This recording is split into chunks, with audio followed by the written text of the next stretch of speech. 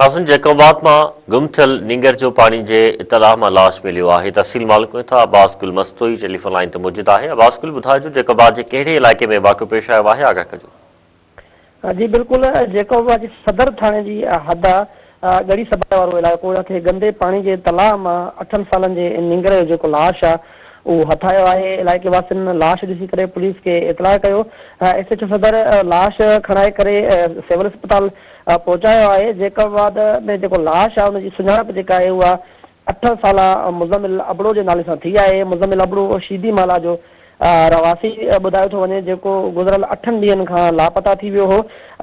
लापता नींगर जे वासियुनि पारां press club साम्हूं एहतिजाजी मुज़ाहिरो भी कयो हो ऐं नींगर जी बाज़ाबी लाइ पुलिस खां घुर भी कई हुई। SSP जैकोबाद पारां भी नींगर जी बाज़ाबी इतलाह ॾियण लाइ जेको आहे त इनाम भी मुक़ररु कयो वियो हो 5 लाख रुपयो, त जेको भी हिन जो इतलाह ॾींदो नींगर जो ॿुधाईंदो त उनखे इनाम ॾिनो वेंदो।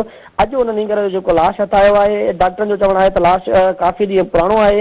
उनजो जेको पोस्टमार्टम कयो पियो वञे।